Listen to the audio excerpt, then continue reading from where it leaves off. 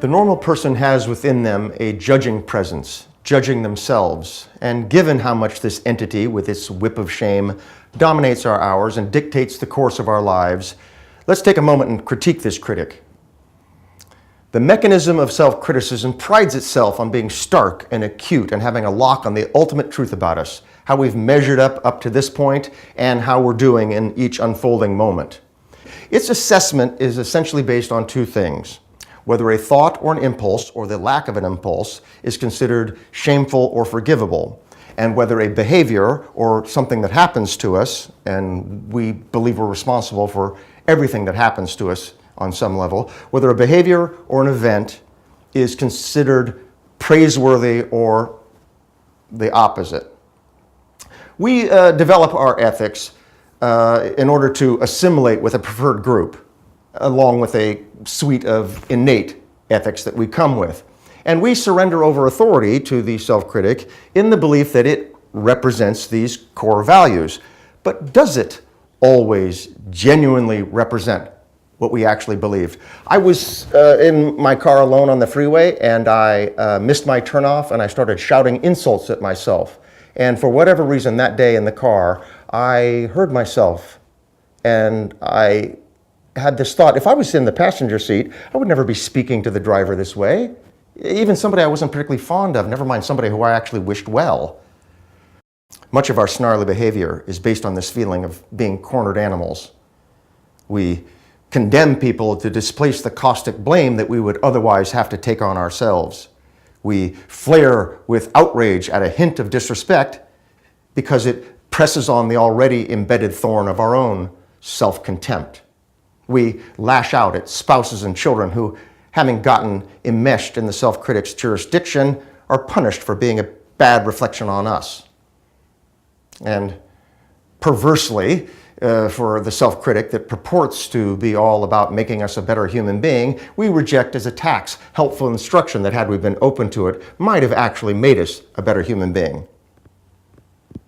And sadly, we fail to give comfort to those who could use it, because in their expressions of pain, we hear only accusations that we have somehow failed to prevent that pain. It's kind of curious that we bestow such unconditional influence on this voice of discontent, considering how essentially dreary it is. I mean, if you met this being in the flesh, you'd think there was something wrong with the person. If they showed up in a story, you'd immediately peg them as a bad guy, the humorless prig who was frowning down on our forgiving, cheerful hero.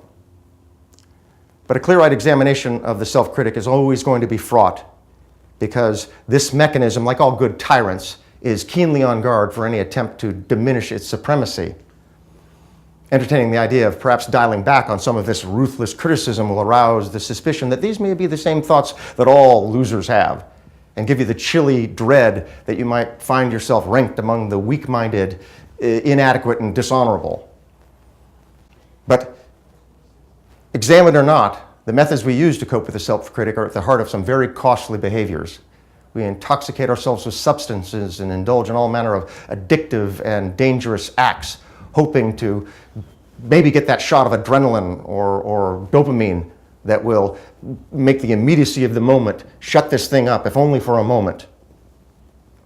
There's all manner of lengths to which we'll go to decrease the likelihood of being anguished by the self-critic dredging up regrettable examples of how we've screwed up in the past, because it does so like to prove how we're lacking.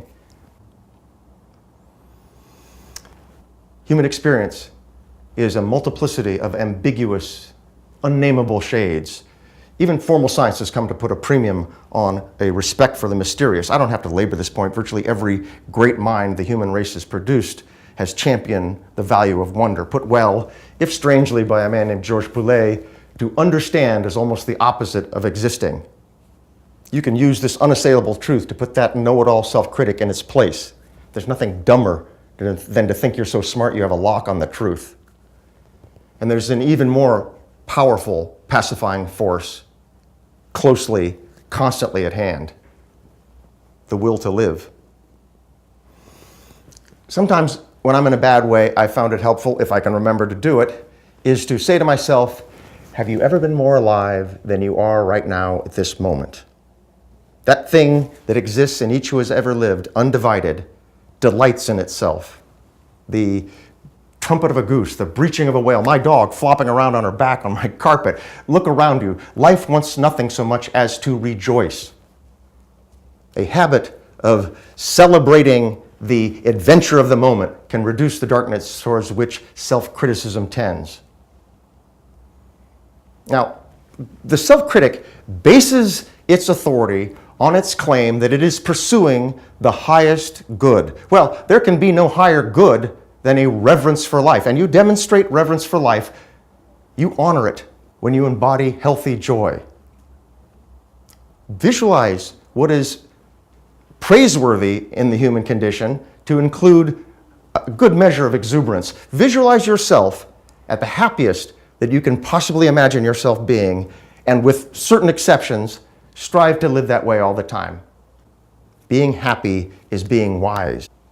I'm not, of course, saying that everyone expresses their joy the same way. Not everybody's going to be skipping around in a sparkly state. But for God's sake, appreciate that you're here at all. It's all going to be over so fast. And nobody is going to have the foggiest idea what this has really been all about. But you know enough. Now, of course, you have to use discipline to hold back corrupting influences and to exercise the discipline to push through good pain and contribute your fair share. You are given this miracle of life, and you are correctly being asked in every moment, what are you going to do with this gift? But as a piece of life yourself, you're entitled to answer back, I'm going to enjoy it. You do that. It seems the point of life is honor, accomplishment, and happiness. Now, the self-critic cares a great deal about honor. It cares a great deal about accomplishment, approval, but it cares not at all about happiness. So that's going to be your job.